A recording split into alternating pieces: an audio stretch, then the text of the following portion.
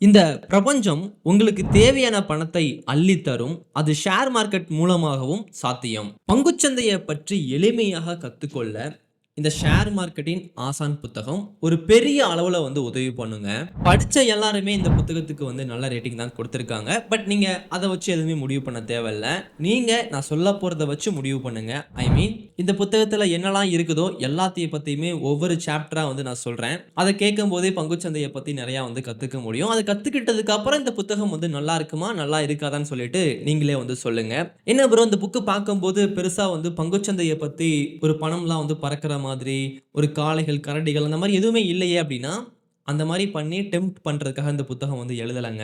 ஏன்னா ஒரு ஸ்ட்ராட்டஜிய மட்டும் நம்ம சொல்லிக் குடுக்குறோம் அப்டின்னா, அந்த ஸ்ட்ராட்டஜி போயிட்டு பங்குச்சந்தையில ட்ரேட் பண்ணி லாபம் குடுக்காது. நம்ம தான் பங்குச்சந்தையில போயிட்டு பணத்த போடணும். நம்ம தான் மனம் தளராம இருக்கணும். நமக்கு தான் பொறுமை தேவைப்படும் இல்லையா? அப்போ எல்லாத்துக்கும் சேர்த்து தான் இந்த புத்தகம் எழுதப்பட்டிருக்கு. ஒன்லி பங்குச்சந்தைய மட்டும் கத்துக்கிறதுக்காக இந்த புத்தகம் எழுதப்படல. சரி, ஓகே. நம்ம ஒவ்வொரு சாப்டரா பார்க்கலாங்க. அந்த சாப்டர்லாம் பார்க்கறதுக்கு முன்னாடி, இந்த புத்தகத்துல சில நல்ல வரிகள்லாம் இருக்கு. அத நான் சொல்லிர்றேன். "வானத்தில் இருந்து விழும் சிறு துளிகள் தான் ஒரு நாள் கடலாக மாறுகிறது. நீ சிந்தும் வியர்வை துளிகளுக்கும் ஒரு பலன் கண்டிப்பாக இருக்கும். உனது முயற்சி மழைத்துளி போல் கீழே விழலாம். ஆனால் உனது விடாமுயற்சி அதை கடலாக மாற்றும். ஒரு துளி என சிரித்தவர்கள் 1000 துளி சேர்ந்த பின் ஒதுங்கி நிற்பார்கள். முயற்சி என்பது அது முடியும் வரை அல்ல. நீ முடியாதவையை அடையும் வரை. நீ செல்லும் பாதை சரியாக இருந்தால் வேகமாக அல்ல, மெதுவாக ஓடினாலும் வெற்றிதான்.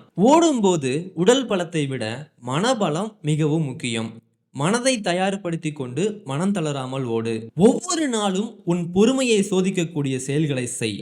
ஒவ்வொரு நாளும் உன்னை நீ வெல்வாய்." கடைசி வரி கடைசி பக்கத்துல இருக்கு. "மனிதர்களிடம் அதிகம் பேசுவதை விட உன் மனதிடம் அதிகம் பேசு. மனிதன் உதவாவிட்டாலும் உன் மனது உனக்கு உதவும்." இதெல்லாம் கதையோட சேர்ந்து படிக்கும்போது நிச்சயமாக உங்க மனசுக்கு ஒரு மிகப்பெரிய வில் பவர் கிடைக்குங்க. இப்ப நம்ம ஒவ்வொரு சாப்டரா பார்க்க ஆரம்பிச்சிடலாம், சரிங்களா? முதல் சாப்டர்ல பங்குச்சந்தைனா என்னன்னு சொல்லிட்டு இந்த புத்தகத்துடைய கதாநாயகனுக்கு அவங்க தோழி சொல்லிக் கொடுக்குறாங்க. ஷேர் மார்க்கெட்னா என்ன? இந்த வார்த்தை கூட அந்த கதாபாத்திரத்துக்கு தெரியல. சோ அங்க இருந்து தான் புக் ஸ்டார்ட் ஆகுது. ஒரு கம்பெனி இருக்குது. அந்த கம்பெனிக்கு பங்குச்சந்தையில ஒரு பிரைஸ் கொடுப்பாங்க. ரூ. 100, ரூ. 200, ரூ. 300 அந்த மாதிரி கொடுப்பாங்க. இந்த புத்தகத்துக்கு எப்படி ஒரு விலை இருக்குமோ, அதே மாரி அந்த கம்பெனிக்கும் ஒரு விலை இருக்கும். அப்படி மருன் ட்ரேடிங் அப்படிங்கிற ஒரு கம்பெனிக்கு ஒரு ரூ. 100 விலை பங்குச்சந்தையில இருக்குது. இப்ப அந்த ரூ. 100 கம்பெனிய நீங்க வாங்கி வைக்க முடியும். அந்த கம்பெனி வளர்ச்சி அடைஞ்சுச்சுன்னா உங்களுக்கு லாபம் கிடைக்கும். வீழ்ச்சி அடைஞ்சுச்சுன்னா உங்களுக்கு நஷ்டம் வரும். எப்படி ப்ரோ வாங்கி வைக்கிறது? எவ்வளோ ப்ரோ வாங்கி வைக்கிறது? எவ்வளோ பணம் தேவைப்படும் அப்படின்னா, இந்த ஒரு புக் வாங்குறதுக்கு எவ்வளோ பணம் தேவைப்படும்? இந்த புத்தகத்துடைய விலைய கொடுத்து நீங்க வாங்குவீங்க. அப்ப அந்த கம்பெனிய நீங்க எப்படி வாங்குறது பங்குச்சந்தையில? அந்த கம்பெனியுடைய விலை இருக்கும் இல்லையா? அந்த விலைய நீங்க வாங்கணும். அந்த ஷேர நீங்க வாங்கணும். அந்த கம்பெனியுடைய விலை ரூ. 100 இருந்துச்சுன்னா, ரூ. 100 குடுத்து அந்த ஒரு கம்பெனிய நீங்க வாங்குறீங்க. இப்போ இத வாங்கி வச்சுட்டீங்க. இத விக்கும்போது எவ்வளோ லாபம் கிடைக்கும் உங்களுக்கு? ரூ. 100 குடுத்து நான் வாங்குறேன். திரும்ப நான் விக்கிறேன் அப்படின்னா, எப்படி ப்ரோ லாபம் வரும்? அப்படின்னா, நீங்க வாங்கி வைக்கக்கூடிய பொருள் விலை ஏறுச்சு அப்படின்னா, நீங்க விக்கும்போது லாபம் வரும். விலை இறங்குச்சு அப்படின்னா, நீங்க விக்கும்போது நஷ்டம் வரும். அப்போ நீங்க ஏறும்போது தான் விக்கணும். இப்போ அந்த ரூ. 100 பொருள 1 வாங்குறதுக்கு ரூ. 100 தேவைப்படுது. அதே மாதிரி அது ரூ. 101 ஏறிருச்சு. இப்ப நீங்க விக்கிறீங்க அப்படின்னா, உங்களுக்கு எவ்வளோ லாபம்? ரூ. 1 லாபம். இப்ப அதே ரூ. 100 பொருள அது ரூ. 200 போகும்போது விக்கிறீங்க அப்படின்னா, எவ்வளவு லாபம்? ரூ. 100 லாபம். நீங்க ஒண்ணு வாங்கி அத ரூ. 100 லாபத்துல வித்திருக்கீங்க. என்ன ப்ரோ இது? இவ்ளோ கம்மியான ப்ராஃபிட்டா இருக்குதே அப்படின்னா, எஸ். அப்போ ரூ. 100 பொருள 10 வாங்கியிருந்து, அது ஒரு ரூ. 100 ஏறிருந்துச்சு அப்படின்னா, ரூ. 1000 கிடைச்சிருக்கும். அதுவே ரூ. 100 பொருள 100 வாங்கி வச்சிருந்தீங்க அப்படின்னா, ரூ. 10,000 கிடைச்சிருக்கும் இல்லையா? அதே மாதிரி இது எல்லாமே ஒரு எஜுகேஷனுக்காக மட்டும் தான். நான் கத்துக்கிட்டத அதே மாரி இந்த புத்தகத்துல இருக்கிறத மட்டும் நான் சொல்லிக் குடுக்குறேன். இத நீங்க கத்துக்கோங்க. கத்துக்கிட்டு ஓனா அனலைஸ் பண்ணிட்டு அதுக்கப்புறம் உங்க லைஃப்ல அப்ளை பண்ணுங்க. சரிங்களா? ஓகேங்க. ஸோ பங்குகள வாங்கி விக்கும்போது அது எப்படி வேலை செய்யுது? உங்களுக்கு தெரிஞ்சிருச்சு இல்லையா? நம்ம ஒரு பொருள வாங்கி விக்கிற மாரியே தான் பங்குச்சந்தையில வாங்கி விக்கிறது. அது ஏறுச்சுன்னா லாபம், இறங்குச்சுன்னா நஷ்டம். அது நெறையா அனலைஸ் பண்ணிட்டு தான் அத நம்ம வாங்கணும். எடுத்த உடனே சும்மாலாம் வாங்கி போடக்கூடாது. அதுல ஸ்டாப் லாஸ் வந்துரலாம். அதுல சில ரிஸ்க்லாம் இருக்குது அப்படிங்கிறனால, ப்ராப்பரா வந்து அனலைஸ் பண்ணிட்டு தான் அத நம்ம வாங்கணும். சரி, ஓகே. இத வந்து ஃபர்ஸ்ட் சாப்டர்ல வந்து சொல்லிக் குடுக்குறாங்க. பங்குச்சந்தைய பத்தி ஒண்ணுமே தெரியாம உள்ள வந்த அந்த கேரக்டர் கூட பங்குச்சந்தைய பத்தி தெரிஞ்சுக்கிச்சு இல்லையா? அது செகண்ட் சாப்டர். பனை மரத்தானின் தொழில் ரகசியம். இந்த புத்தகத்துல வந்து பனை மரத்தான், செவ்வரியான், கடற்பாசி, நபிகள் அப்பா, சோ மச் ஆஃப் கேரக்டர்ஸ் வந்து வரும். அவங்க எல்லாருமே வந்து ஒரு உயிருள்ள கேரக்டர். இது மத்த புத்தகம் மாதிரி புத்தகம் எழுதக்கூடியவங்களே அந்த புத்தகத்த பத்தி சொல்லித் தர மாட்டாங்க. இது வந்து எப்படி அப்படின்னா, இந்த புத்தகத்துல ஒரு 6 ஆசான்கள் வந்து வாழ்ந்துகிட்டு இருக்காங்க. அவங்களுக்கு ஒரு ஸ்டோரி வந்து இருக்குது. அந்த கேரக்டர் நீங்க பார்க்கும்போது, அந்த கேரக்டர் வந்து உங்களுக்கு சொல்லித் தரும். அந்த மாரி அந்த புத்தகம் வந்து அமைஞ்சிருக்கு. அதனால தான் இந்த புத்தகத்துடைய பெயர் வந்து ஷேர் மார்க்கெட்டின் ஆசான் அப்படிங்கிறது. அதே மாரி பிரபஞ்சத்தின் ஆசானும் வருவாங்க. திருச்சித்தமலையிலிருந்து திருவண்ணாமலை அவங்களும் வந்து வருவாங்க. அவங்க எல்லாருமே வந்து உங்க மனச வந்து உறுதிப்படுத்துறதுக்கு நெறைய வந்து சொல்லிக் குடுப்பாங்க. இப்போ பனை மரத்தானின் தொழில் ரகசியம் வந்து என்னங்க? நம்ம ஹீரோ கேரக்டர் போயிட்டு பனை மரத்தான வந்து மீட் பண்றான். "என்ன பெரியவரே, நானும் பங்குச்சந்தையில ட்ரேட் வந்து பண்ணி பார்த்தேன். பயங்கர லாஸ் குடுத்துருச்சு." இந்த மாரி வந்து சொல்றான். "அப்படியா? என்ன பிசினஸ் வந்து பண்ற நீ?" அப்படி கேட்கிறாரு அவரு. இவன் சொல்றான், "நான் ஷேர் மார்க்கெட்ல வந்து ட்ரேட் வந்து பண்றேன்." "என்ன சார் மார்க்கெட்டா? அப்படின்னா என்ன?" அப்படி கேட்கிறாரு. அத பத்தி இவன் கொஞ்சம் விளக்கி கூறுறான். ஏன்னா கத்துக்கிட்டான் இல்லையா அவன். அத பத்தி விளக்கி கூறுறான். "ஓ! இதுதான் விஷயமா? நான் வந்து இத்தன வருஷமா வந்து பனை தொழில் வந்து பண்றேன். பனம்பால் வந்து விக்கிறது, பனங்கற்கண்டு இந்த மாரி வந்து தொழில் வந்து நான் பண்றேன். எனக்கு நஷ்டமே வந்து வராதுன்னு நெனைக்கிறியா?" இந்த மாரி கேட்கிறாரு. "ஆமா, அதுதானே உண்ம. அதனால தானே நீங்க இந்த பிசினஸ் வந்து பண்ணிக்கிட்டு இருக்கீங்க." இந்த மாரி வந்து கேட்கிறான். "அது உண்மை கிடையாது. இப்ப பாரு, நான் இந்த மாசம் ஃபுல்லா எப்படி வந்து பிசினஸ் வந்து பண்ணியிருக்கேன்னு சொல்லி பாருன்னு" சொல்லி சொல்றாரு. முதல் நாள் வந்து ரூ. 532 வந்து அவருக்கு லாபம் கிடைக்குது. அடுத்த நாளே வந்து ரூ. 150 நஷ்டம் குடுக்குது. அடுத்த நாள் வந்து ரூ. 450 லாபம் குடுக்குது. அடுத்து நஷ்டம், நஷ்டம், லாபம், நஷ்டம், லாபம், நஷ்டம், குறைந்த லாபம், குறைந்த நஷ்டம், பெரிய நஷ்டம், அதிக லாபம். இப்படியே வந்து ஒவ்வொரு நாளும் வந்து குடுக்குதுங்க 1 மாசம் ஃபுல்லா. அந்த மந்த் முடிக்கும்போது ரூ. 4,988 வந்து அவர் வந்து லாபம் வந்து அடைஞ்சிருக்காரு. அந்த பனை தொழில்ல. ஸோ என்ன சொல்றாரு அப்டின்னா, "நீ பனை தொழில் பண்ணாலும் சரி, இல்ல பங்குச்சந்தை தொழில் வந்து பண்ணாலும் சரி, அதுல லாபம் நஷ்டம் இப்படி இருக்கத்தாப்பா செய்யும். அந்த மந்த் முடியும்போது மட்டும் தான் நீ லாபத்துல வந்து முடிக்க முடியும். நடுவுல நிச்சயமாக நஷ்டம் வந்து வந்தே தீரும். அதுதான் எல்லா தொழிலுக்குமே வந்து நடக்குது. ஒரு சூப்பர் மார்க்கெட்ல வந்து தக்காளி கெட்டு போச்சு அப்டின்னா, கத்திரிக்காய் வந்து லாபம் குடுத்துரும். கத்திரிக்காய் கெட்டு போச்சுன்னா, ஆப்பிள்ல வந்து லாபம் குடுத்துரும்." இப்படி வந்து சொல்றாரு. ஸோ நீ ஒரு தொழில் வந்து பண்றீன்னா, லாபமும், நஷ்டமும் நிச்சயமாக இருக்க தான் செய்யப்போது. நஷ்டத்த பார்த்துட்டு இந்த தொழில வந்து விட்றாத. அது 1 மாசமோ, 2 மாசமோ ஓட விட்டு பாரு. அதுக்கப்புறம் அதோடைய உண்மையான நிலை வந்து உனக்கு வந்து தெரிய வரும். இத வந்து சொல்றாங்க. அதே மாதிரி நான் பனம்பால் மட்டும் விக்கிறேன் அப்டின்னா, என்னால வந்து லாபம் வந்து பண்ண முடியாது. ஒரு நாள் பனம்பால்ல நஷ்டம் வரும்போது, இன்னொரு நாள் பனங்கற்கண்டுல வந்து ப்ராஃபிட் வந்து குடுத்துருது. அதனால வந்து உன்னோட தொழில்லயும் அந்த மாரிலாம் இருக்கும். ஸோ எல்லாத்தையுமே நீ கத்துக்கிட்டு எல்லாத்தையுமே வந்து பண்ண பாரு. 1ல வந்து நஷ்டம் குடுத்தாலும், இன்னும் 2ல வந்து ப்ராஃபிட் வந்து குடுத்துருன்னு சொல்லிட்டு ஒரு அறிவுரை வந்து குடுக்குறாரு. இவனும் அதெல்லாம் வந்து கத்துக்கிட்டு, நீங்க சொல்றதெல்லாம் கரெக்ட்டா தான் இருக்குது. நீங்க வயதில் மட்டும் கிடையாது, வாழ்க்கையிலும் பெரிய மனிதர் தான். சில பேர் வந்து வயதுல மட்டுமே முதிர்ச்சி அடைஞ்சுட்டு போய்க்கிட்டே இருப்பாங்க. வார்த்தைகளிலும் சரி, வாழ்க்கையிலும் சரி முதிர்ச்சியே வந்து இருக்காது. ஆனா நீங்க 2லயுமே எல்லாத்துலயுமே வந்து முதிர்ச்சியானவர் தான் சொல்லிட்டு, அவர நல்லா ஐஸ் வச்சு அவர்ட்ட ஒரு வேலையும் வாங்கிட்டு போயிடுறான் இவன். அடுத்து 3 சாப்டர் வந்து நஷ்டம் அடைந்தேன். இவன் கொஞ்சம் வந்து கத்துக்கிட்டான் இல்லையா? அதெல்லாம் கத்துக்கிட்டதெல்லாம் வச்சு நிஃப்டி, பேங்க் நிஃப்டி, சென்செக்ஸ் எல்லாம் வந்து ட்ரேட் வந்து பண்ணிடுறான். அதுல பயங்கரமா வந்து லாஸ் வந்து குடுத்துருது. அதுக்கப்புறம் திரும்பியும் வேற வழியே இல்லாம தோழி கிட்ட போய் நிக்கிறான். தோழி வந்து சொல்லிக் குடுக்குறாங்க. "நீ பங்குச்சந்தையில வந்து ஒரு கம்பெனி மேல பணத்த வந்து போடுற அப்டின்னா, அதுக்கு பேரு வந்து ஈக்விட்டி ட்ரேடிங். அது வந்து ஸ்டாக்க வந்து நேரடியா வாங்கி அப்படியே வந்து விக்கிறது. அதுல வந்து எக்ஸ்பைரி டே அந்த மாரி எதுவுமே கிடையாது. ஆனா நீ இப்ப நஷ்டம் பண்ணிட்டு வந்திருக்க இல்லையா? இதுக்கு பேரு வந்து நிஃப்டி, பேங்க் நிஃப்டி, சென்செக்ஸ். இதுக்கு பேரு வந்து ஆப்ஷன் ட்ரேடிங். இதுல ஒரு பொருள வந்து நீ வாங்கி வைக்கிற. அத நீ விக்காம விட்டுட்ட அப்டின்னா, அந்த பொருள் வந்து கரஞ்சு போயிரும்." "என்னது கரஞ்சு போயிருமா?" "ஆமா. இப்போ ஒரு ஆப்பிள் வந்து இருக்குது. வாங்கி வைக்கிறேன். ஒரு 1 மாசம் விட்டா என்ன ஆகும்? அது அப்படியே அழுகி, சுருங்கி காணாம வந்து போயிரும் இல்லையா? அதுதான் வந்து ஆப்ஷன் ட்ரேடிங். இதுல வந்து வீக்லி எக்ஸ்பைரி வந்து இருக்குது. நீ வீக்லி எக்ஸ்பைரில வந்து ட்ரேட் வந்து பண்ணியிருக்கிற. அதனால தான் உனக்கு வந்து லாஸ் வந்து குடுத்துருக்குன்னு சொல்லிட்டு தோழி வந்து சொல்றாங்க. அப்ப நான் என்ன பண்றது அப்படி கேட்கிறான். இதுல வந்து பிரீமியம்னு ஒண்ணு இருக்கு. அத பத்தி நீ முழுமையா வந்து கத்துக்கணும். இந்த மாரி வந்து கத்துக் கொடுக்க ஆரம்பிக்கிறாங்க. நீ பங்குகள்ல வந்து ஸ்ட்ரெய்ட்டா பணத்த வந்து போட்டுறலாம். ரூ. 100 கம்பெனிய ஒரு குவான்டிட்டி வந்து வாங்கிரலாம். ஆனா, இந்த ஆப்ஷன் ட்ரேடிங்க பொறுத்தவரைக்கும் நெறைய ஸ்ட்ரைக் பிரைஸ் வந்து இருக்கும். அதாவது இப்போ பேங்க் நிஃப்டி அப்படின்னா ஒரு 12 கம்பெனி சேர்ந்தது இந்த பேங்க் நிஃப்டி. அதனுடைய விலை வந்து ரூ. 40,000 வந்து வருது. என்னது 40,000மா? நான் ரூ. 100 பொருள வாங்கி வைக்கிறதே காசு இல்லாம இருக்கேன். ரூ. 40,000 எப்படி வந்து வரும்? இந்த மாரி கேட்கிறான். அந்த ரூ. 40,000 பேங்க் நிஃப்டில ஸ்ட்ரைக் பிரைஸ்ன்னு ஒண்ணு இருக்கும். பிரீமியம்னு இருக்கும். நீ அதுல ரூ. 100, ரூ. 10, ரூ. 1 கூட பிரீமியமா வாங்கி விக்க முடியும். அப்படி சொல்லி சொல்றாங்க. அதுக்கு பேரு தான் வந்து ஆப்ஷன் செயின். ஆப்ஷன் ட்ரேடிங்க்குள்ள உள்ள போனாலே இந்த ஆப்ஷன் செயின் வந்து வரும். அந்த ஆப்ஷன் செயின்ல வந்து பிரைஸ் எல்லாமே வந்து தெளிவா வந்து குடுத்திருப்பாங்க. அதே மாதிரி நீ ரூ. 100 பிரீமியம ஒண்ணுலாம் வந்து வாங்க முடியாது. நிஃப்டிக்கு, பேங்க் நிஃப்டிக்கு, சென்செக்ஸ் தனித்தனியா வந்து இருக்கு. அப்படி 25, 40, 75 இப்படி மொத்தமா தான் நீ வாங்க முடியும். 1, 2லாம் வந்து வாங்க முடியாது. இப்படி சொல்லி ஆப்ஷன் ட்ரேடிங்க பத்தி சொல்றாங்க. அப்படின்னா இதுல பிரீமியம் இருக்கு. அந்த பிரீமியம் வந்து கரைஞ்சு போயிரும். ஏடிஎம், ஐடிஎம், ஓடிஎம், ஸ்ட்ரைக் பிரைஸ்லாம் வந்து இருக்குது. இது எல்லாமே கத்துக்கிட்டா மட்டும் தான் நான் ஆப்ஷன் ட்ரேடிங்ல வந்து ப்ராஃபிட் வந்து பண்ண முடியுமா அப்படின்னா, எஸ். அப்பதான் ப்ராஃபிட் வந்து பண்ண முடியும். ஸோ 3 சாப்டர்ல வந்து இதனால தான் நீ நஷ்டம் வந்து பண்ணியிருக்க. இதெல்லாம் சரியா வந்து பண்ணினா நீ லாபம் வந்து பண்ண முடியும்னு சொல்லிட்டு முடிக்கிறாங்க. அடுத்து 4த் சாப்டர். திரும்பியும் ட்ரேடு வந்து நம்ம கதாநாயகன் வந்து பண்றாங்க. ஓரளவு கத்துக்கிட்டு வந்து பண்றான். ஆனாலும் லாஸ் வந்து குடுக்குது. ஏன் அப்டின்னா, எமோஷனல் ட்ரேட் வந்து பண்றான். ஓவர் ட்ரேட் வந்து பண்றான். அதுக்கப்புறம் தான் தன் மனசு வந்து எவ்வளோ முக்கியம்னு சொல்லி தெரிஞ்சுக்கிறான். 4வது சாப்டர் மரக்கட்டையும், இரும்பு கம்பியும். இப்ப தண்ணிக்கு மேல நம்ம ஹீரோ வந்து தள்ளாடியபடியே ஒரு படகுல வந்து போய்க்கிட்டு இருக்கான். ஒரு முதலை வந்து அட்டாக் பண்ண வருது. இன்னும் புத்தகத்துல வந்து இருக்கக்கூடியதா சொல்றேன் நானு. அவன் கையில வந்து ஒரு மரக்கட்டையவும், ஒரு இரும்பு துண்டையும் திருச்சித்தமலை அப்படிங்கிற ஒருத்தங்க வந்து குடுத்துடுறாங்க. உன் மனசு வந்து ரொம்ப குழம்பி போயிருக்குது. நீ இந்த 2 மாதிரியும் இருக்கணும்னு சொல்லிட்டு 2யும் கையில வந்து குடுத்துடுறாங்க. அப்ப முதலை வந்து அட்டாக் பண்ண வரம்போது 2யும் தூக்கி அடிக்கிறான். மரக்கட்டை போயிட்டு அடிக்குது. முதலை வந்து ஒண்ணுமே வந்து பண்ணல. ஆனா இரும்பு துண்டு வந்து அடிக்குது. அது கண்ல அடிச்சு முதலைய வந்து ஓட வச்சுருது.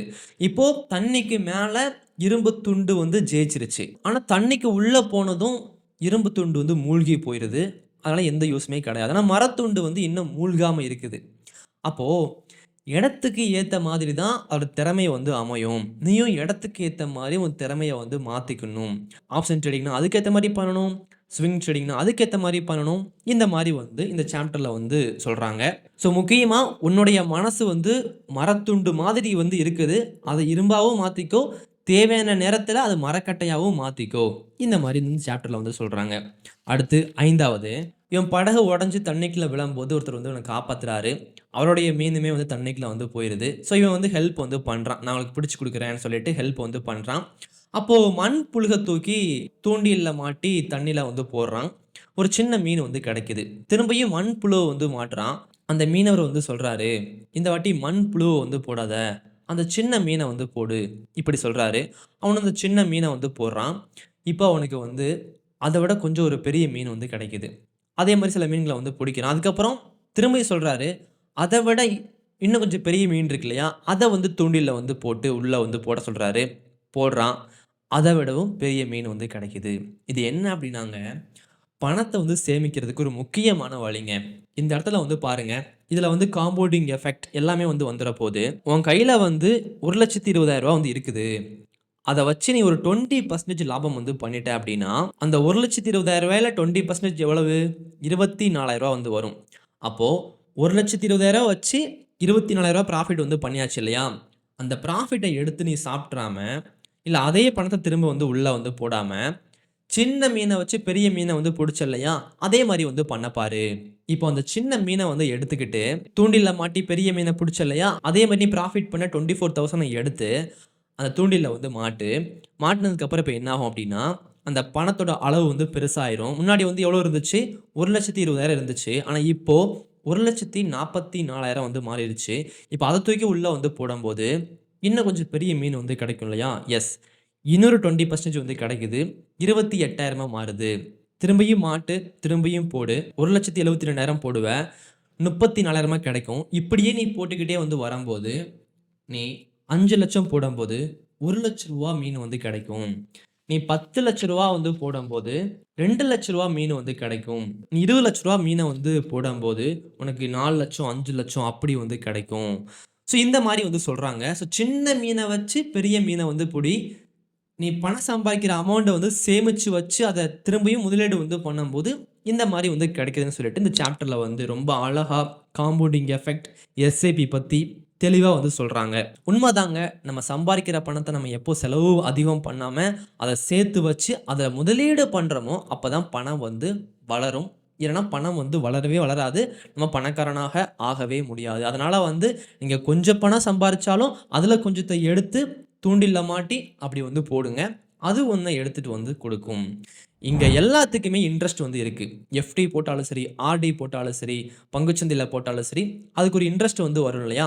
அதுதான் வந்து அந்த பெரிய மெயின். ஓகே, தூண்டில் போட மட்டும் மறக்காதீங்க. அடுத்து 7வது சாப்டர் வந்து ஏடிஎம், ஐடிஎம், ஓடிஎம் குதிரைகள். இது வந்து ஒரு பெரிய சாப்டருங்க. பெருசாக வந்து சொல்லித் தரணும், தனியாக தான் வீடியோ வந்து போட்டாகணும் அப்படிங்கிறனால நான் சிம்பிளாக வந்து சொல்கிறேன் புரிகிற மாதிரி. ஏடிஎம், ஐடிஎம், ஓடிஎம் குதிரைகள்லாம் என்ன அப்படின்னா ஆப்ஷன் ட்ரேடிங்க்கு உதவக்கூடிய ஒன்று. இப்போ எப்படி ஒரு பங்கை நீங்கள் வாங்குறதுக்கு ₹100 கொடுத்து வாங்குவீங்களோ அதே மாதிரி ஆப்ஷன் ட்ரேடிங்கில் என்ன பண்ணுவீங்க, நிஃப்டியில் போயிட்டு ஒரு ஸ்ட்ரைக் ப்ரைஸை வந்து எடுப்பீங்க. அந்த ஸ்ட்ரைக் ப்ரைஸ்க்கு ஒரு ப்ரீமியம் வந்து இருக்கும். ₹100, ₹200, ₹300, ₹400 இப்படி இருக்கும் இல்லையா? அது சிஇ இருக்கும், பிஇ இருக்கும் இல்லையா? அதை நம்ம கரெக்டாகவும் வந்து வாங்கணும். ஐடிஎம் அப்படிங்கிறது மிகவும் வேகமானவர் மேலே இருப்பாங்க இவங்க. ஏடிஎம் அப்படிங்கிறவங்க சாதாரணமானவங்க. இப்போது நிஃப்டி 25,000 போய்கிட்டு இருக்கு அப்படின்னா 25,100 ஆகவோ 25,200 ஆகவோ இல்லை 25,000 ஆகவோ அந்த ஏடிஎம் வந்து இருப்பாங்க. ஓடிஎம் ரொம்ப கீழே வந்து இருப்பாங்க. மிக மிக வேகம் குறைவானவர். ஐடிஎம் வேகமானவர், ஏடிஎம் சாதாரண வேகம் உடையவர், ஓடிஎம் வேகம் குறைவானவர். நீங்கள் ஐடிஎம் வாங்குறீங்க அப்படின்னா லாஸ் வந்தாலும் வேகமாக வரும், ப்ராஃபிட் வந்தாலும் வேகமாக வரும். ஏடிஎம் வாங்குறீங்க அப்படின்னா எல்லாமே மீடியமாக அந்த சாதாரண வேகத்தில் வந்து வரும். ஓடிஎம் வாங்குறீங்க அப்படின்னா லாஸ் வந்தாலும் சுலபமாக வரும், ப்ராஃபிட் வந்தாலும் சுலபமாக வந்து வரும். இந்த 3ல் எது வாங்க போகிறீங்க அப்படிங்கிறத முடிவு பண்ணிக்கோங்க. இது ஒரு பெரிய சாப்டர், தனியாக சொல்லி தந்தேன் அப்படின்னு நல்லா வந்து புரியறதுக்கான வாய்ப்பு வந்து இருக்குது. ஓகே, பார்க்கலாங்க. அடுத்து 21 நாட்களின் மாயாஜாலம். நம்ம எதில் வெற்றி அடைய ஆசைப்படுறோமோ, நமக்கு எது வேணுமோ அதை கடவுள்கிட்ட பிரபஞ்சத்திட்ட கேட்குறத விட ஒரு செயல் செஞ்சுட்டு கேட்குறோம் அப்படின்னா அதுக்கு பலன் வந்து ரொம்ப அதிகங்க. ஒரு 21 நாளை எடுத்துக்கோங்க, ஒரு சேலஞ்சாக பண்ணுங்கள். நான் ஒரு நாளைக்கு ஒரு ட்ரேடு மட்டும்தான் பண்ண போகிறேன், எல்லா நாளும் 5 மணிக்கு வந்து எழுந்திருக்க போகிறேன்.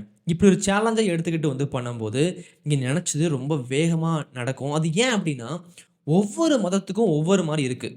இப்போது ஒரு ஹிந்து மதம் அப்படின்னா அதுக்கேற்ற மாதிரி இந்த சாமிக்கு வந்து மாலை போட்டு இந்த கடவுளை போய் வேண்டு உனக்கு 21 நாள் நீ பண்ணினா உனக்கு இது கிடச்சிரும். அவங்க நினைப்பாங்க, வேண்டுவாங்க, அதை கரெக்டாக வந்து பண்ணுவாங்க, சேலஞ்சை வந்து முடிப்பாங்க. அதை முடிக்கும்போது அந்த கடவுள் அவங்களுக்கு வந்து கொடுத்துருவாங்க. அதே மாதிரி ஒவ்வொரு மதத்துக்கும் நிச்சயமாக ஒவ்வொன்றும் வந்து இருக்குது இல்லையா?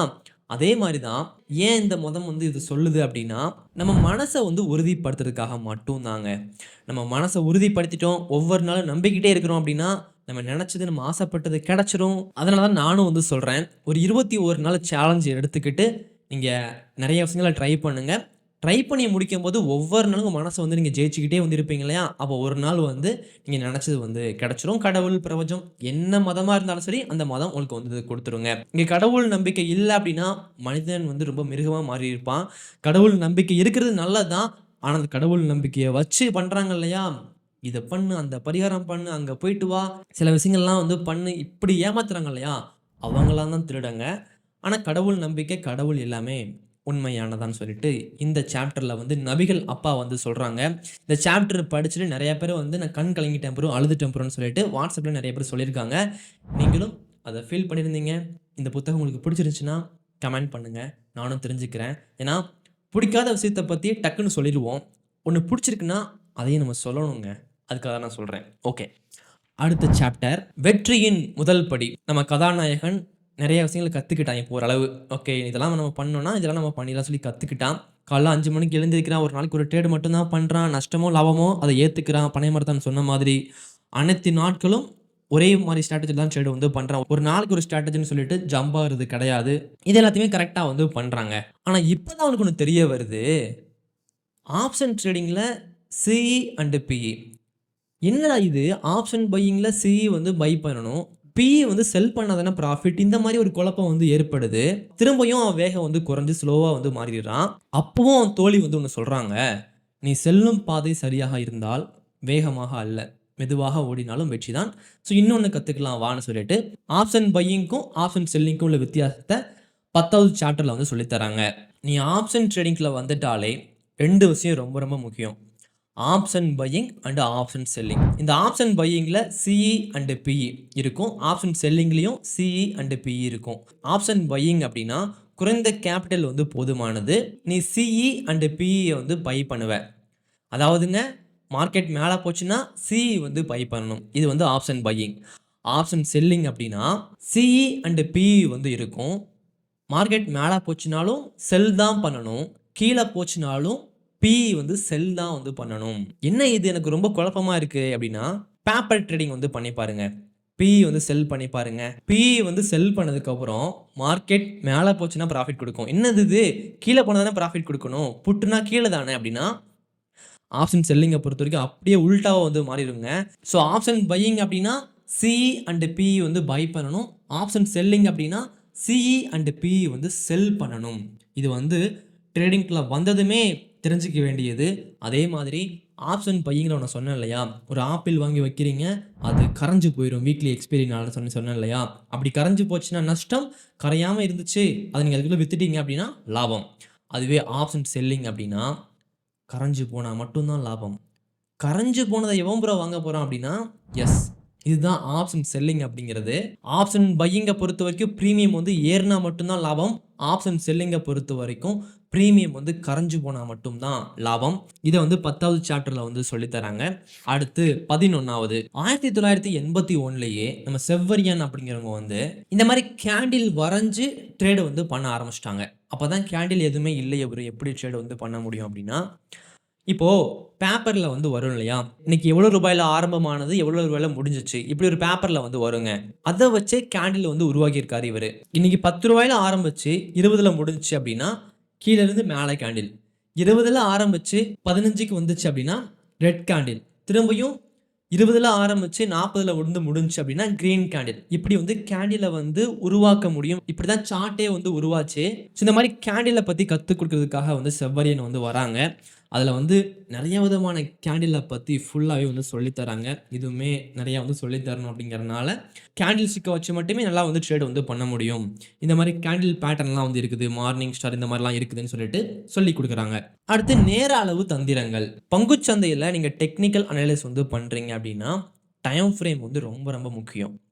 எந்த டைம் ஃப்ரேமை எதுக்கு அப்ளை பண்ணணும் அப்படிங்கிறது நிச்சயமாக தெரிஞ்சிருக்கணுங்க. இப்போது இன்ட்ராடே ட்ரேடிங்கில் போயிட்டு நீங்கள் one day time frame apply பண்ணி என்ன பிரயோஜனம், எந்த பிரயோஜனம் கிடையாது. ஒருத்தங்க சொல்லுவாங்க இல்லையா, அந்த மாதிரி தான். இப்போது இன்ட்ராடே ட்ரேடிங்கில் இப்போ என்ன டைம் ஃப்ரேம் அப்ளை பண்ணணும் அப்படின்னா 1 மினிட், 3 மினிட், 5 மினிட், 15 மினிட்ஸ். அதேமாதிரி ஸ்விங் ட்ரேடிங்கில் எதை அப்ளை பண்ணணும் அப்படின்னா 1 ஹவர், 4 ஹவர், 1 டே. இன்வெஸ்டிங்கில் 1 டே, 1 வீக், 1 மந்த். இதை வச்சு தான் நீங்கள் என்ட்ரி கொடுக்கணுமே தவிர, இன்வெஸ்டிங்கில் போயிட்டு 1 மினிட்டில் அப்டர்னில் போய்கிட்டு இருக்கு நான் என்ட்ரி கொடுக்க போகிறேன் அப்படின்னா அதில் எந்த ஒரு யூஸ்மே கிடையாதுங்க. ஸோ டைம் ஃப்ரேம் ரொம்ப ரொம்ப முக்கியம். அந்த டைம் ஃப்ரேம் வச்சு தான் நீங்கள் பேட்டர்ன் வரைய முடியும், ஸ்ட்ராட்டஜி வரைய முடியும், பிரேக் அவுட் பார்க்க முடியும், என்ட்ரி கொடுக்க முடியும், ஸ்டாப் லாஸ் போட முடியும். எல்லாமே வந்து இந்த டைம் ஃப்ரேம் பொறுத்து தான் இருக்குது. அப்படிங்கிறனால இதை பற்றி நீங்கள் முக்கியமாக வந்து கற்றுக்கணுங்க. அந்த டைம் ஃப்ரேம் வச்சு தான் நிறைய விதமான ஸ்ட்ராட்டஜி வந்து இந்த மாதிரி வந்து உருவாகுது. டபிள்யூ பேட்டர்ன், சைடுவேஸில் போகிறது, விஏ, இந்த மாதிரி பேட்டர்ன் எல்லாமே டைம் ஃப்ரேம் வச்சு தான் உருவாகுது. ஓகேங்க. அடுத்து ஒரு 68% லாபம் கொடுத்த ஸ்ட்ராட்டஜி பற்றி சொல்கிறாங்க. ஸ்ட்ராட்டஜி எப்படி நான் இப்போ வரையாமல் சொல்லி கொடுக்குறது, நான் முடிஞ்ச வரைக்கும் முயற்சி பண்ணுறேன். அந்த ஃபஸ்ட்டு 1 ஹவர் கேண்டில் இருக்கும் இல்லையா, அதோட ஹை, அதோட லோ, அதை பிரேக் அவுட் பண்ணும்போது என்ட்ரி கொடுக்கக்கூடிய ஒரு ஸ்ட்ராட்டஜி தான் இது. அதுலேயும் சில கேண்டில் வந்து ஃபார்ம் ஆகும்போது, இந்த மாதிரி சில கேண்டில் வந்து ஃபார்ம் ஆகும்போது நம்ம என்ட்ரி கொடுக்கக்கூடாது. ரெட் ஹேமர் வந்து ஃபார்ம் ஆகுது, சுத்தியல் மாதிரியே இருக்கும், ஆனால் சிவப்பாக வந்து இருக்கும். அந்த மாதிரி கேண்டில் வந்து ஃபார்ம் ஆகுதுன்னா என்ட்ரி கொடுக்கக்கூடாது மேலே. அதுவே க்ரீனாக இருந்துச்சுன்னா ஹை வரையணும், பிரேக் அவுட் பண்ணும்போது என்ட்ரி கொடுக்கணும். 90 பாயிண்ட் ஸ்டாப் லாஸ் போடுறது, டார்கெட் போடுறது எல்லாத்தையும் பற்றியுமே இந்த ஒரு சாப்டரில் வந்து சொல்லி கொடுக்குறாங்க. அதே மாதிரி மணி மேனேஜ்மெண்ட் வந்து ரொம்ப ரொம்ப முக்கியங்க. அடுத்த சாப்டர் புத்தரை போல் கோபம் கொள். ப்ரோ புத்தரை எப்போ ப்ரோ கோவப்பட்டிருக்காங்க அப்படின்னா, நான் என்ன சொல்கிறேன் அப்படின்னா புத்தரை போல் கோபம் கொள்ளுங்கள் இப்படி சொல்கிறேன். ஏன்னா இந்த காலகட்டத்துக்கு அது தேவை. எப்படி அப்படின்னா, நம்ம கிட்ட ஒருத்தங்க பணத்துக்காக வந்து பழகுறாங்க அப்படின்னா ஒரு வழியை வச்சு சுலபமாக கண்டுபிடிச்சிடலாம். எங்கே போனாலும் எது வாங்கினாலும் சாப்பாட்டு பொருளாக இருந்தால் கூட நீங்கள் மட்டுமே செலவு பண்ணிக்கிட்டு இருப்பீங்க. அதுக்காக மட்டுமே அவங்க கூட ஒட்டிக்கிட்டு இருப்பாங்க. ஸோ பணத்துக்காக மட்டுமே ஒட்டிக்கிட்டு இருப்பாங்க. அதை ஈஸியாக நீங்கள் கண்டுபிடிச்சிடலாம். அடுத்த முறை நீங்கள் போகும்போது ஏதாச்சும் வாங்கும்போது, இன்னைக்கு என்கிட்ட காசு இல்லை, நீ கொடுத்துரு, இப்படி சொல்லி பாருங்க. அது உண்மையான நட்பாக இருந்துச்சு அப்படின்னா, ஒரு முறை மட்டும் கிடையாது, 10 முறை கூட அதுவே காசு கொடுக்கும். ஆனால் உண்மையான நட்பு வந்து இல்லை, அது பணத்துக்காக மட்டும்தான் ஒட்டிக்கிட்டு இருந்துச்சு அப்படின்னா, ஒரு முறைக்கு மேலே தாங்காது, ஓடி போயிருங்க. இன்னொன்று, உங்கள் தோள் மேலே கையை போட்டுட்டு உங்கள் கூடயே வருவாங்க. எப்போ பார்த்தாலும் எங்கே போனாலும் ஒன்றா வந்து கூட்டிகிட்டு போயிடுவாங்க. அது உயிர் நட்புன்னு நீங்கள் நினச்சிங்க அப்படின்னா, அது தவறாகவும் இருக்கலாம். என்ன ப்ரோ சொல்றீங்க? நான் ரொம்ப கோவப்பட்டுருவேன். என் நட்பை பத்தி தெரியுமா? இந்த மாரி நீங்க சொல்றீங்க அப்படின்னா, நான் ஒத்துக்கிறேன். ஆனா ஒண்ணே ஒண்ணு மட்டும் பண்ணி பாருங்க. எங்க போனாலும் உங்கள கூப்பிடுறாங்க இல்லையா? அந்த உயிர் நட்பு. நீங்க ஒரு முறை, "எனக்கு இந்த உதவி தேவைப்படுது. வர முடியுமா? வா." இந்த மாரி ஒரு டைம் கூப்பிட்டு பாருங்க. அது உண்மையான நட்பா இருந்தா வந்துரும். பொய்யான நட்பா இருக்கு, உங்கள வந்து ஒரு 3வது கையா வந்து பயன்படுத்திக்கிட்டு இருக்காங்க அப்படின்னா, அந்த நட்பு வராது. உடனடியாக கோவப்பட்டு அடிச்சு துரத்திறத விட, புத்தரை போல் கோவம் கொள்ளுங்கள். உங்கள அவங்க எதுக்காக பயன்படுத்திக்கிட்டாங்களோ, அதுக்காகவே அவங்கள வந்து பயன்படுத்திக்கோங்க. இந்த புக்லாம் நீங்க படிச்சு பங்குச்சந்தைலாம் பத்தி கத்துக்கிட்டு பணம் சம்பாரிச்சாலும், இந்த மாரி நபர்களும் கூட வந்து இருக்கிறாங்க அப்படின்னா, உங்கள வளர விட மாட்டாங்க. கீழ தள்ளிருவாங்க அப்படிங்கிறதுக்காக தான் இந்த ஒரு சாப்டர் வந்து நான் குடுத்துருக்கேன். ஸோ எந்த ஒரு இடத்துலயுமே எதுக்காகவும், யாருக்காகவும் 3வது கையா வந்து இருக்காதீங்க. உங்கள அப்படி பயன்படுத்திக்கிறாங்க அப்படின்னா, நீங்களும் அவங்கள அதே மாதிரி பயன்படுத்துங்க. அடுத்து 11:11 AM ஸ்ட்ராட்டஜிங்க. இந்த ஸ்ட்ராட்டஜி வந்து ரொம்ப ரொம்ப முக்கியமான ஸ்ட்ராட்டஜி ஆப்ஷன் பையிங்க்கு. அந்த ஸ்ட்ராட்டஜிய பத்தி பார்க்கறதுக்கு முன்னாடி ஒரு ஆசான் வந்து கேட்குறாங்க. இப்போது 70% வின்னிங் ரேட் குடுக்கும் ஸ்ட்ராட்டஜியை நாம் நம்பலாமா? முழுமையா நம்பக்கூடாது. முன்பு நடந்ததை வைத்து தான் ஸ்ட்ராட்டஜி வந்து உருவாக்கப்படுது. வருங்காலத்தில நடக்க போறத வச்சுலாம் ஸ்ட்ராட்டஜி வந்து உருவாக்கப்படல. கடந்த 5 வருஷத்துல வந்து இப்படி ப்ராஃபிட் வந்து குடுத்துருக்கு அந்த ஸ்ட்ராட்டஜில. ஸோ குடுக்கலாம். இந்த மாரி தான் ஸ்ட்ராட்டஜி வந்து உருவாக்கப்படுது. ஸோ நம்பாதீங்க. இந்த மாரி வந்து சொல்லிர்றான். பரவாயில்லையே! நெறைய வந்து கத்துக்கிட்டியே இந்த மாரி சொல்றாரு. அதுக்கப்புறம் 2வது கேள்வி, கேண்டில் ஸ்டிக் என்றால் என்ன? அந்த இடத்தில் வாங்குபவர், விற்பவர் அவர்களுடைய அளவை காட்டக்கூடிய ஒன்று. சூப்பர். 3வது கேள்வி, மார்க்கெட் எத்தனை வகையில் செல்லும்? மார்க்கெட் எப்போதுமே ஒரு 5, 6 வகையில தான் போய்க்கிட்டு இருக்கும். இன்னைக்கு மார்க்கெட் பார்க்குறீங்க அப்படின்னா, வி டைப்ல போயிருக்கும். ஏ டைப்ல போயிருக்கும். டபிள்யூ டைப்ல போயிருக்கும். அப் ட்ரெண்ட், டவுன் ட்ரெண்ட் இப்படி தான் வந்து போய்க்கிட்டு இருக்கும். இந்த மாரி சொல்றான். சரியான ஒரு பதில். 4வது கேள்வி, நஷ்டமே இல்லாமல் லாபம் பார்க்க முடியுமா? அதெல்லாம் முடியாது. ஏன்னா பனைமரத்தான்னு சொல்லிட்டாங்க இல்லையா? இப்படிதான் லாப நஷ்டம் வந்து வரும்னு சொல்லிட்டு. அப்ப நிச்சயமாக லாபமும் இருக்கும், நஷ்டமும் இருக்கும். பங்குச்சந்தை மட்டும் கிடையாது. எல்லா தொழிலுமே இப்படிதான் இருக்கும். ஓகே. லாப நஷ்டத்தை எப்படி கணக்கிடுவாய்? அதாவது என்கிட்ட இருக்கக்கூடிய பணத்தை பொறுத்து, கேபிட்டல பொறுத்து ரூ. 500 நஷ்டம் வந்து வைக்கிறேன் அப்படின்னா, ரூ. 1000 டார்கெட் வச்சு தான் நான் ட்ரேட வந்து பண்ணுவேன். ஓகே. 6வது கேள்வி, ஷேர் மார்க்கெட்டில் வெற்றி அடைய மிகவும் முக்கியமானது எது? பொறுமைதான். இதை நான் இவ்வாறு சொல்வேன். ஒரு நாளில் எல்லாமே மாறிவிடாது. ஒவ்வொரு நாளும் முயற்சி செய்யும்போது ஒரு நாள் எல்லாமே மாறும். நன்றாகச் சொன்னாய். உன்னால் முடிந்தால் ஒரு புத்தகம் எழுது. நன்றாக இருக்கும். இப்போ 11:11 AM ஸ்ட்ராட்டஜிக்கு வந்து நம்ம வருவோங்க. பங்குச்சந்தை எத்தனை வகையில் வந்து போகும்? ஒரு 5, 6 வகையில் மட்டும் தான் இப்படி வந்து போய்க்கிட்டு இருக்கும் இல்லையா? அப்போ அத வச்சு நம்ம ஒரு ஸ்ட்ராட்டஜி வந்து கண்டுபிடிக்க முடியும். என்ன ஸ்ட்ராட்டஜி அப்படின்னா, இன்னையோட டே ஹை, டே லோ வச்சு அத பிரேக் அவுட் பண்ணும்போது ட்ரேட் வந்து பண்றது. கரெக்ட்டா 11:11 AMக்கு போயிட்டு, நீங்க மார்க்கெட்ட வந்து பார்க்குறீங்க அப்படின்னா இப்படி இருக்கும். அதாவது இப்படி இருக்கும். அப்போ அந்த இடத்துல ஒரு ப்ரீவியஸ் ஹை ஃபார்ம் ஆயிருக்கும். அந்த இடத்துல ஒரு ப்ரீவியஸ் லோ வந்து ஃபார்ம் ஆயிருக்கும். அத மார்க் பண்ணிட்டு, அத பிரேக் அவுட் பண்ணும்போது நம்ம ட்ரேட் வந்து பண்ணலாம். இதுக்கு பேரு வந்து 11:11 AM ஸ்ட்ராட்டஜி. இந்த மாரி வந்து சொல்றாங்க. இதுல நெறைய ட்ரிக்லாம் இருக்கு. அத பத்தியுமே சொல்லிக் குடுக்குறாங்க. முக்கியமா எந்த மாரி டைப்ல மார்க்கெட் வந்து போச்சு அப்படின்னா, அதுக்கேத்த மாரி எங்க ப்ரீவியஸ் ஹை வரையணும், எவ்வளோ ஸ்டாப் லாஸ் போடணும், எவ்வளோ டார்கெட் போடணும், அந்த மாரி நெறைய பேட்டர்ன்ஸ் வந்து குடுத்துட்டு சொல்லிக் குடுக்குறாங்க. நம்ம செவ்வரியன் அவங்க. அடுத்து கடைசி முக்கியமான ஒண்ணுங்க. ஆப்ஷன் செல்லிங்க பத்தியுமே சொல்லிக் குடுக்குறாங்க. ஆப்ஷன் செல்லிங்க்கு ஒரு நல்ல ஒரு ஸ்ட்ராட்டஜிய வந்து எடுத்துட்டு, அந்த ஸ்ட்ராட்டஜி வந்து எப்படி வந்து ஒர்க் ஆகும்? இப்போ 9:45க்கு வந்து சிஇ அண்ட் பிஇ வந்து எப்படி வந்து செல் பண்ணணும்? செல் பண்ணதுக்கப்புறம் எப்படி ஸ்டாப் லாஸ் போடணும்? ஒரு சின்ன சின்ன ஃபார்முலா பெருசா இல்ல. சின்ன சின்னத வச்சு எப்படி ஸ்டாப் லாஸ் போடணும்? அந்த மாரி வந்து சொல்லிக் குடுக்குறாங்க. ஆ பிஇ வந்து செல் பண்ணதுக்கப்புறம் மேல போச்சுன்னா ப்ராஃபிட், கீழ வந்துச்சுன்னா லாஸ். இப்படி வரைஞ்சு சொல்லிக் குடுக்குறாங்க. அடுத்து வந்து இப்படி வி டைப்ல போச்சுன்னா எப்படி வந்து லாஸ் குடுக்கும்? இதையுமே சொல்லிக் குடுக்குறாங்க. அதே மாதிரி நீ எல்லாத்தையுமே கத்துக்கிட்டாலும், உன் மனசு வந்து ரொம்ப ரொம்ப முக்கியம். அந்த மனச வந்து உறுதிப்படுத்துறதுக்காக ஒரு ஓட்டப்பந்தயத்துல வந்து அவன வந்து ஓட வைக்கிறாங்க.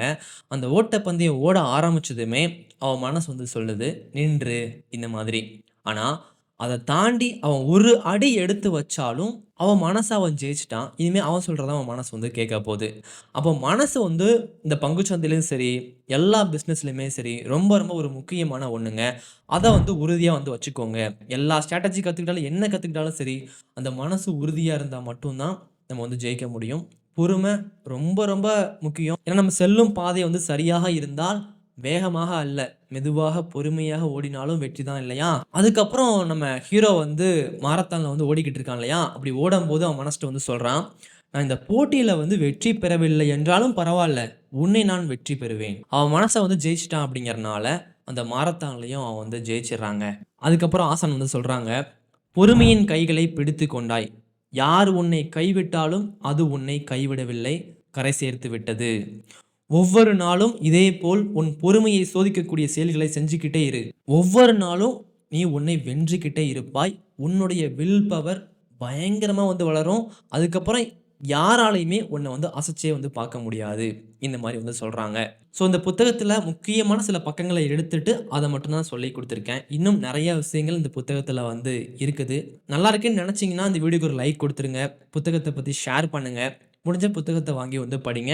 முக்கியமா இது வந்து அடிப்படை மட்டும் தான். பங்குச்சந்தைக்குள்ள எதுவுமே தெரியாம உள்ள வந்து வருவாங்க இல்லையா? அவங்க படிக்க வேண்டிய ஒரு புத்தகம் தான் இது. அதுக்கப்புறம் நீங்க படிக்க வேண்டிய புத்தகம் ஆசான் பாகம் 2. இது படிக்கிறீங்க அப்படின்னா, அட்வான்ஸா வந்து கத்துக்க முடியும். அதுக்கப்புறம் ஆசான் பாகம் 3. அத விடவும் அட்வான்ஸா கத்துக்கிறதுக்காக இந்த ஒரு புத்தகம் வந்து எழுதப்பட்டுச்சு. 3 புத்தகம் படிச்சு முடிக்கிறீங்க அப்படின்னா, நீங்க பங்குச்சந்தைய பத்தி மத்தவங்களுக்கு வந்து சொல்லிக் குடுக்க முடியும். ஸோ எந்த அளவுக்கு நம்ம கத்துக்கிறோமோ, அந்த அளவுக்கு தான் நம்ம அந்த தொழில்ல வந்து வெற்றி அடைய முடியுங்க. நெறையா வந்து கத்துக்கோங்க. இதே மாரி நம்ம அடுத்த வீடியோல வந்து பார்க்கலாம். அடுத்த புத்தகத்துல வந்து சந்திக்கலாம். நன்றி.